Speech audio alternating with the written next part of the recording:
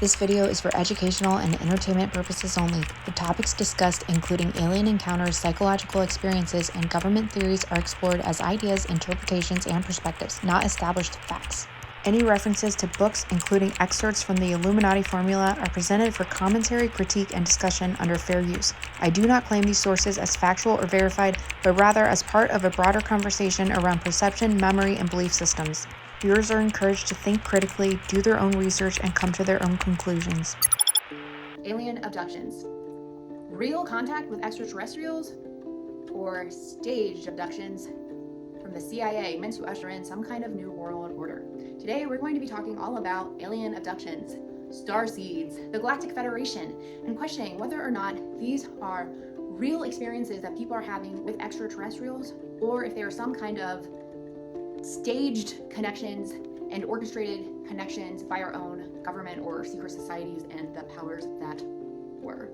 So let's get into it. My name is Alex and this is Woods, and today we're going to be talking about alien abductions. I was inspired to talk about this topic today because we've been talking about the GATE program a lot on my channel, and as I've been diving into the GATE program over the last year, I've realized that a lot of GATE kids seem to have connections with what people talk about when it comes to Monarch programming. So experiences that Monarch slaves have and programming tactics that are discussed in the book, The Illuminati Formula, used to create an undetectable total mind control slave by Cisco Wheeler and Fritz Springmeier. And while I was reading that book, I also came across some really interesting and disturbing things about aliens and alien abductions. And essentially, a whole part of that book is dedicated not only to Star Wars programming, where Michael Aquino is actually mentioned in the book as a programmer whose favorite programming tactic is Star Wars programming. And they also, maybe they talk about Star Trek too, actually. I can't remember which one, but I will show you guys here in a second. But he talks about how Data, the character Data, is a representation of a programmed person's mind, kind of like it stores, all of this data and these different ideas. And I don't know if you guys are anything like me, but I can definitely relate to the character Data, and I have ADHD, so I can definitely relate to having a mind that it feels like I'm firing on all cylinders all the time. And I think that's why I go off on a lot of tangents, because one idea, if it connects to another one, I'm like, oh, well, I better mention that before I forget, and I better mention that, and that connection. My brain kind of sees everything at once. Kind of like the movie Everything Everywhere All at Once or something. I forget what that movie's called. But anyways, this idea that everything's happening simultaneously. And I think a lot of gifted kids or GATES kids, or people who have had experiences with what feels like a handler and people tracking them, a lot of us have these kind of minds that can hold a lot of this information, and we can draw a lot of connection between different patterns. Let me pull this down so you can look how cute Woods is. So I want to read you guys some excerpts from the book, The Illuminati Formula, used to create an undetectable total mind controlled slave by Cisco Wheeler and Fritz Springmeier. It's a book that came out in the 90s. It was about Monarch programming and how they program mind-controlled slaves. And the really interesting parallel between this book and why I talk about it a lot on my channel is because my audience is largely GATE kids and gifted minds and people that have natural ESP and psychic senses, and that may even identify as Starseeds or chosen ones or Indigo children or just highly gifted minds. So that's how I got into reading this book, because there's a lot of parallels with gifted children and Monarch programming and Monarch slaves and who they choose for programming. And then I found even more connections between GATE kids and aliens and handlers and Monarch and MK Ultra. So let me read you guys these excerpts and then let's talk about them. When mind-controlled slaves who have alien programming are being abducted by the intelligence agencies for their use and for programming, here are some of the details of how and what occurs. A bright light is shined into their house. They have been hypnotically conditioned to view this light as a flying saucer, whether it is a helicopter or something else. As the NWO does have flying saucers, sometimes the real thing is used. Men in black, just like in SRA cases, are often associated with the abductions, and the slaves frequently speak about shadows in the mind. The slaves are taken to rooms where examining tables with white sheets and x-ray machines, headgear, and medical equipment is in place. The alien equipment has gotten more high-tech over the last 40 years. The aliens wear suits that are full of occult symbology. The people are restrained with clamps, and electrical shock and energy is used on them. They are told that they are receiving information. They are given tracking implants and other implants. All of the three above persons receive information from the aliens regularly. Almost all of the elements of Monarch trauma-based mind control appear in these abduction accounts, especially in the psychological features of the victims. The victims of alien abduction programming feel after they talk too much. They have headaches, sleep difficulties, nightmares, obsessive thoughts, a fear of hypnosis, trapped feelings, and paranoia. During their abductions, the aliens drugs, thought transfers, and painful medical procedures. The aliens use language that parallels the messages given to SRA victims. Just change the language from Satan is in charge to the aliens are in charge. Cattle mutilations, where the BLOOD has been drained, are associated with abductions. There is documented accounts where cattle mutilations have been connected to satanic cults using helicopters. The victims of aliens are forced to be impregnated, and then the fetus is repeatedly taken. The aliens are repeatedly telling these victims that a Holocaust is soon to come. Another strange phenomena that others and this author have noticed is that these victims of alien abductions seem to know each other, much in the same way that victims of Illuminati mind control seem to know each other, and the aliens seem to know everything about the victims. The victims have amnesia of their abductions. The memories of their abductions are hidden in altered states of consciousness that hypnosis sometimes can pull up. Most victims are afraid of hypnosis or can't be hypnotized. They have been hypnotized not to allow anyone else to hypnotize them. To give credit where due, Boart's Operation Mind Control Researchers Edition 1994 has an excellent appendix with charts which compare SRA mind control victims and alien abduction victims. The charts reveal how similar the two groups are.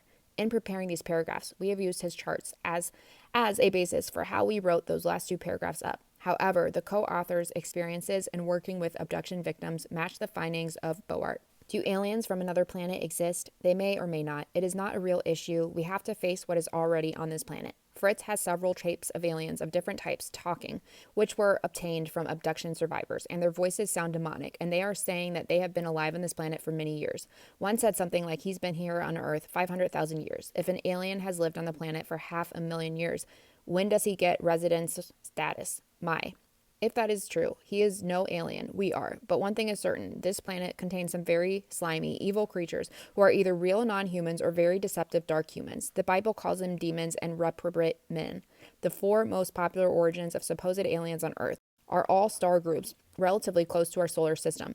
They are the Pleiades, known as the 7 or 9 sisters, because there are 9 stars, of which 7 are visible. Sirius, the Dog constellation, the Orion constellation, and the twin stars of Zeta Reticuli, which twin stars were amazingly charted by Chinese astrologers in 3000 BC. Fritz, the co-author of this book, kept an open mind on the issue. Could there be any benevolent aliens? Some abductees believe that their aliens were benevolent, but when they are debriefed, they admit that mind control and is carried out by the aliens. Fritz has concluded with other investigators on this question that there are no benevolent aliens. In fact, the only aliens that may be around are what have been known as demons. People who have participated in high-level Illuminati ceremonies report the presence of creatures that look like the various aliens. The whole subject is dealt with in another book by Fritz Springmeier. Some points might be briefly brought out.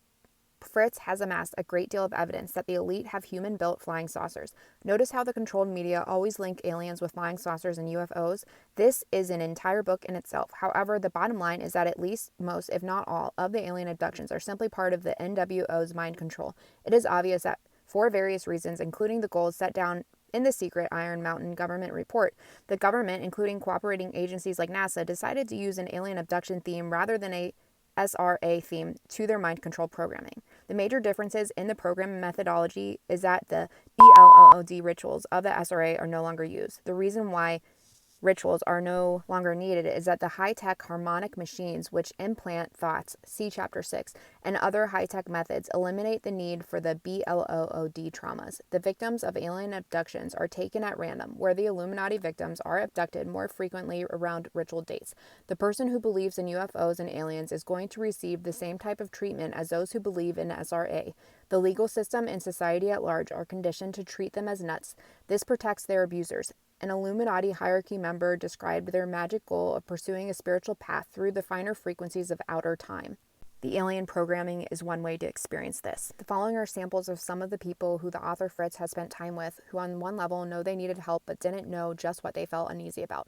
Person 1 had been abducted by aliens since she was a small child. Different types of aliens took her. Her mother worked for the CIA at Area 51. Her mother was abusive to her. One of her best friends is a Monarch slave. When the aliens come, a bright light appears, and then they abduct her. The aliens she works with the most look exactly like people, and in their handwriting show severe abuse. These benevolent aliens have taken her fetuses several times. She has time traveled to their planet. She is dissociative. The government authorities are constantly monitoring and tracking her and have made an effort to besmudge her record so that it appears like she is Looney Tunes. This is a type of cases that this book's co-author has spent time working with. Doesn't this sound more like human mind control than real aliens?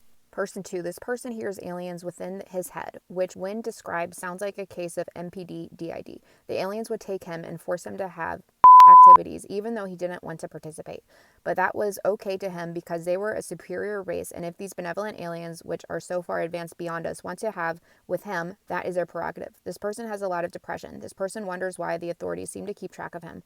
Person 3, this person worked at Area 51, has a photographic memory throughout his entire MPD system. He realizes that he is MPD. His best friend claims to be an alien, a god of sorts, and is known by both the person and Fritz to be part of the naval intelligence. This best friend acts more like a handler than an alien, and this Area 51 worker gives his best friend total allegiance.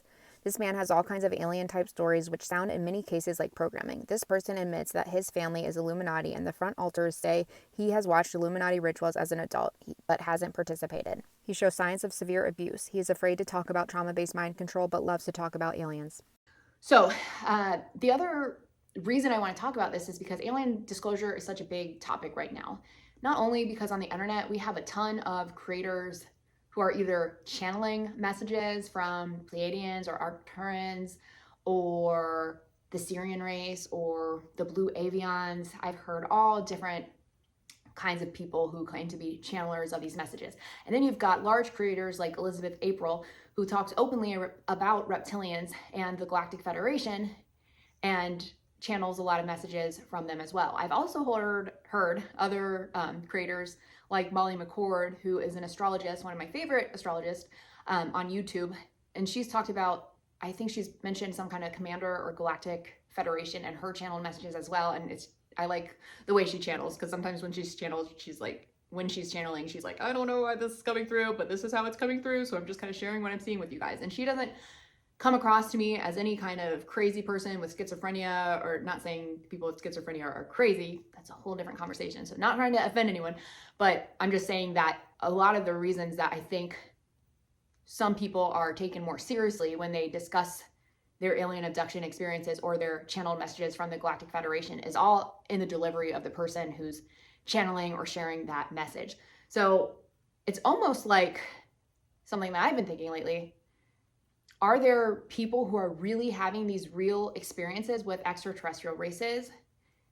And is there also a group of people having these experiences that are designed to look and feel like real alien abductions, but it's really something more sinister, as in it's orchestrated maybe by our own government or on some kind of military base?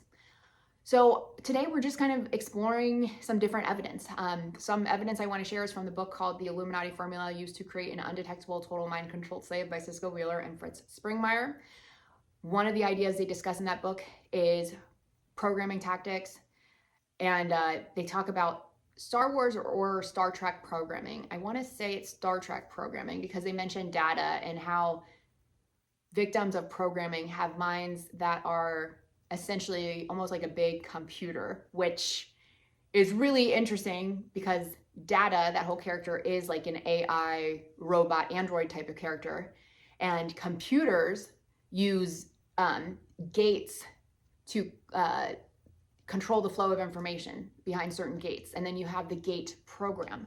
So you've got gifted and talented program, you've got Stargate program, Stargates, you've got Bill Gates, I don't know if he's the inventor of computer technology or what. You've got Daryl Gates, who created the DARE program, which kind of coincided with a lot of the Gate program stuff and was probably responsible for turning a lot of people into addicts or people who suffer from substance abuse, because it was shown that the DARE program actually did the opposite of what it was trying to do. When it said to keep kids off of drugs, it was actually kind of doing the opposite and maybe even encouraging people to try them. We've got marijuana discussed as the gateway drug. So all these references to gates, which are largely used in computers. And then the whole reason I have been really diving down this into reading this book in the first place is because I noticed the alarming amount of gate children who seem to have a lot in common with monarch slaves or the programming experiences that they talk about in that book. So I'm not saying that everyone who is in Gate is a Monarch slave, nor am I saying that there's an overlap at all. I'm just noticing the patterns here. And it could be something like maybe Gate children were not Monarch slaves, or this programming wasn't used on them, but maybe ideas from the programming were used in a widespread way in elementary schools to control the population. Why would they want to control population? Well, to remain in power, because I think one of a really good movie that kind of shows this idea is that movie, I forget what it's called. I don't remember if it's called Unbreakable, but it's with Bruce Willis. He's a superhero that, I can't remember what his superpower was, but there was the Samuel L. Jackson character who broke like every bone in his body. He was like a supervillain. There was the Bruce Willis character who's a superhero, I guess, who like avenged other people, or who was like going after Samuel L. Jackson maybe, or fighting crime or something. And then there was the guy from the movie Split. I can't think of his name right now. James McAvoy, that's it. His character from the movie Split, who essentially is exactly like what they describe in the Monarch programming literature about multiple personality syndrome and DID, or I forget what, multiple personality, MPD or DID, dissociative identity disorder. So those things, when it comes to Monarch programming, essentially the result of true Monarch programming as discussed in this literature, and in terms of like maybe what's really going on with secret societies or bloodline families, or like some of these victims who've got their alleged real accounts in this book, that might be a little different experience than what the average Gates kid or military child has experienced. Not to say that what you've experienced in childhood can't be, equally or like very close to as devastating or like really mess you up mentally, but so I don't want to discount or minimize anybody's experience, because I know there's a lot of people who've had different variations of this type of programming experience. So what I'm trying to do here is just show you guys where they're actually talking about it in modern day literature, and then what I want to encourage people to do is think critically about what we are seeing right now, because I think, as I was saying earlier, is that there's a lot of talks about aliens in society right now, and alien disclosure is a huge topic. And we've got people like Steven Greer, who has been talking about this stuff for years. And when he talks about the alien disclosure movement, he's talking about how aliens have good technology that could actually help humanity, and it could usher us into a future where maybe we have free energy, or we've got harmony and peace and love, and it's just this beautiful space. And then you've got a lot of military professionals coming out and talking about alien disclosure and what they've seen in the skies, and how they're uncertain about what they've seen. They don't know what it is. There's people talking about accounts of true abductions, which may not be so friendly, like Dr. Steven Greer talks about. Dr. Steven Greer also shares techniques called Close Encounters of the Fifth Kind, where he teaches groups of people to use remote viewing to make contact with extraterrestrials. And they've had some experiences where they've seen like a red light, they've captured photographs of a figure in that red light, and then one person in their group actually had issues with hearing or something, and then they made contact with this extraterrestrial that was in this light, or like this plasma bubble that it was traveling in, and his hearing was healed after he made connection with this entity. So then you have the darker aspect that is discussed in the Monarch programming book, where it's saying that these extraterrestrial encounters that people are having are not actually extraterrestrial encounters at all. They're actually orchestrated by the government or secret society organizations or shadow organizations, where they bring people to a very sterile room, a white room. They inject them with tracking devices. They use technology on them that the public does not know about. They use some kind of programming on them. They might make them watch images or program things in their mind and in their ears.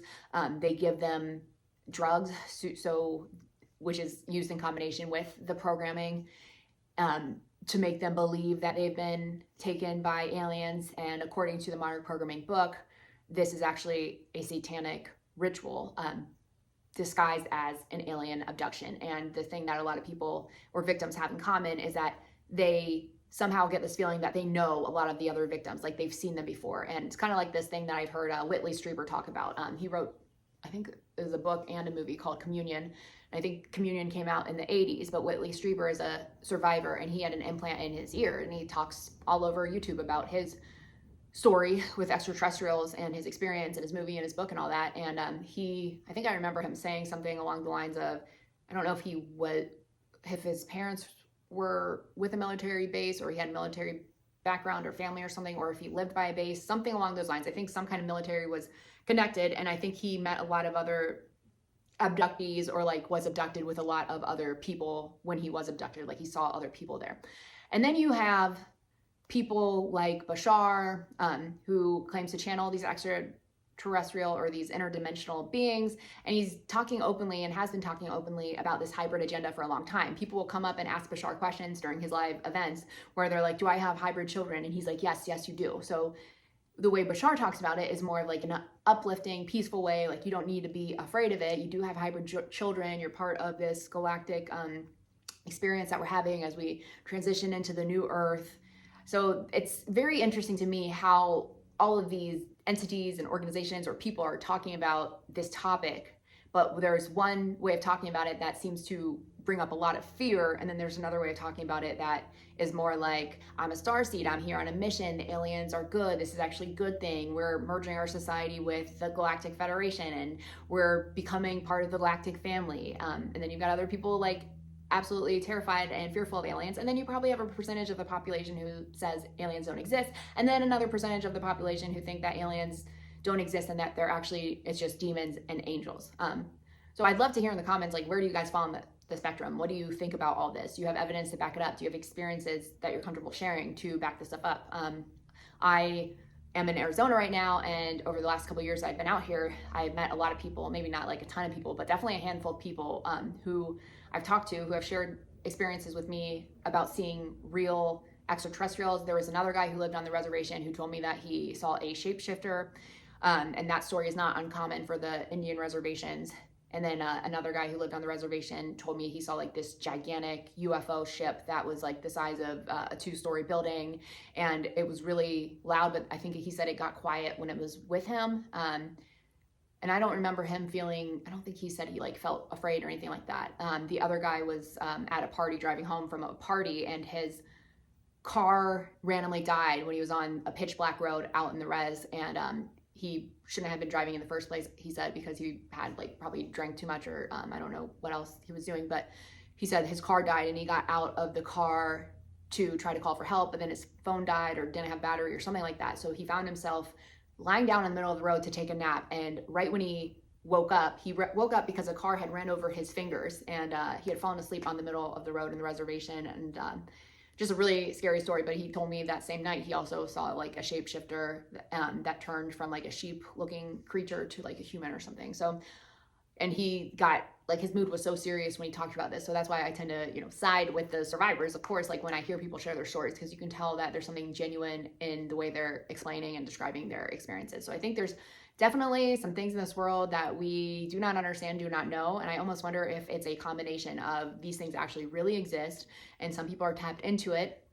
And it's almost like it's kind of like human beings. Like, if you think about human beings, there's a spectrum of human behaviors that we all exhibit. There are either really nice humans who have open hearts, good hearts, they don't have a mean bone in their body. And then there's like purely evil humans who are doing crazy stuff, and they just can't evolve past their narcissistic behaviors no matter what they go through. They just can't learn. And then there's people who fall in between. They may have made some mistakes and done some mean things, but then they've also done things where they've redeemed themselves a little bit. So they may fall somewhere in the middle. So what if aliens and extraterrestrials were actually like us too, in that sense, where they can be good, they can be evil, they can be somewhere in between? And what if they have been on this earth long before we have? And this goes back to like Project Looking Glass and the Roswell crash in the 1940s and the alleged Sumerian technology that they found at the crash site, and how apparently all of these defense organizations have been reverse engineering this technology, but they won't hand it over to the government. So the government is largely in the dark about it. They don't know about this stuff because they're not allowed to be disclosed on it. So it's the defense contractors and agencies that have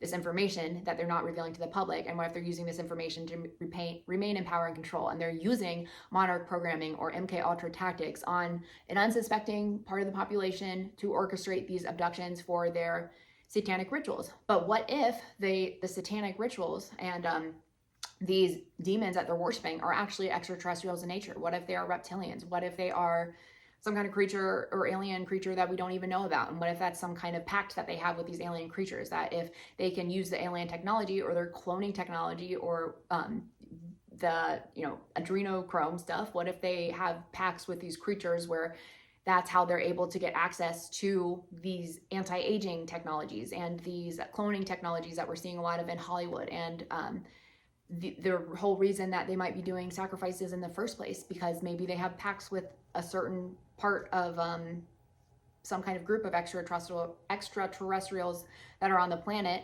and those would be like the negative or the evil extraterrestrials, and there is a population who has been really damaged and hurt by these experiences. And then what if there's an equal and opposite force? Just like Earth is a planet of duality, what if there's an equal and opposite force of higher vibrational interdimensional beings and extraterrestrials whose DNA lives inside of all of us, and maybe some of us who are born at this time have that DNA that is more activated? Or you could go down the conspiracy rabbit hole, like I've heard people discuss in the past, especially 80s and 90s babies. I've heard the theory floating out there somewhere on the internet that the injections, that you get as a child are actually did something to alter our DNA. Maybe they turned something on. I don't know. This is purely speculation. I have no evidence to back that up whatsoever. It's just interesting to think about or to talk about, because a lot of kids, especially in the 80s and 90s, seem to have a lot of traits in common, especially those traits of the indigo soul. So highly sensitive, empathic, very intelligent, often have some kind of neurodivergence like ADHD, autism, maybe some kind of what we call mental illness or neurodivergence, often have substance abuse, and then have a sense that they're here for a mission. They feel very strongly, and they may also identify as starseeds. So there's a lot of people on the planet who identify as starseeds who actually have dreams or memories of their ET family, and memories from past lives or current lives or in the astral realm, who are actually born and they naturally have these experiences where it's natural for them to lucid dream and travel out of body and stuff. There's definitely people like that too. So I think when it comes to this whole topic about aliens and alien disclosure, I think that there's a whole wide range of experiences out there on this topic, and it's just something really interesting to think about, because I think what we talk about on my channel a lot is this spiritual war, or some people may refer to it as a galactic war. It's certainly been referred to as a galactic war from authors like, I forget her name, Barbara Malachink or something like that, who wrote Bringers of the New Dawn. And basically it was saying how Earth, I think it had reptilians on it first, maybe, and basically it's like an intergalactic war between reptilians and Anunnaki, and then like Pleiadians and higher dimensional species, and essentially saying that humans like have the DNA from all different alien races in us, but it's right now we're only currently using some of it, and the reason allegedly that we can't tap into our full DNA is because of the frequency monitoring, or like this frequency grid on the planet. I've heard it mentioned before about the 5G cell phone towers, about, I think it's called like the 60 hertz. Somebody mentioned like 60 hertz, and how humans are kept in a lower frequency on purpose, so we don't wake up to that full, to the full use of our DNA, what we're actually capable of as humans. And it kind of reminds me of the show Star Trek. I think it's Next Generation Star Trek. I think the species was called, I want to say it was called like the Key or the Qui, not the Qui. It was like Q, I don't know. I think it was Q or something Q or QI, but it was like this alien race who, I think they manifested things instantly, or they could like create their lives or like manifest something instantly. And it kind of reminded me of humans, or like what humans are evolving into. Like the reason that extraterrestrials of all races and planets are so fascinated with humans is because we are so powerful, because we contain all of this DNA from all these different places. We just don't know how to use it. However, I think more and more of us are more awake than we've ever been on this planet, and we're learning how to use it, and some of us are naturally using it without even realizing that we're like using these manifestation abilities. And then a lot of us, our manifestation abilities are controlled by the powers that were, or these negative organizations, through the technology that they're using to keep people in certain frequencies. So the stuff that they're spraying in the skies, on our food, weather modulation, or was that modification, plastics, and all the stuff that our skin is absorbing that's in our food, et cetera, et cetera, et cetera. Like they're trying really hard to keep our consciousness down. And I think they're doing that because maybe the reptilians feel entitled to this earth because they were here long before us, and they don't like that this slave race of humans that were split from an atom, and Eve, allegedly by the Anunnaki, maybe they don't like that the Anunnaki's creations have overtaken the earth, so they're trying to remain in power and control. But the Galactic Federation potentially stepped in and said, no, you guys can't claim this earth anymore. You can still do the things that you were doing, like the the bad things that these satanic organizations and groups are doing. But try as you might, there's free will on this planet, so humans can choose to stay hypnotized by that kind of power and control, or we can also choose to wake up to our true potential as humans. We can choose to not consent to this negative stuff that's happening on the planet. We can choose to get together in groups to ban this stuff from happening, or to use our mental powers to do group meditations, to do group visualizations, to get together with our neighbors and our friends and people across the internet and say, what kind of earth do we want to create? Because right now, because a lot of these organizations have been in control for so long, they're kind of hypnotizing the whole population. I think they really tried hard with gate kids, because I think there is something special about gifted kids and those of us who have higher IQ and soul memory. There's something about soul memory. I think RH negative people might also fall in this category, where we have got soul memory and we're naturally born being, those higher chakras are naturally more activated in some individuals. And I think it might be because of the bloodlines that you're born into, because blood carries memory. There's like a lot of evidence about that. And then all the secret societies were like literally obsessed with eugenics, and it's mentioned in the Monarch programming handbook, which I always mention, which I mentioned earlier, that they're really obsessed with eugenics and DNA and bloodlines and all this stuff. So I think, oh, hold on, there's the light. All right.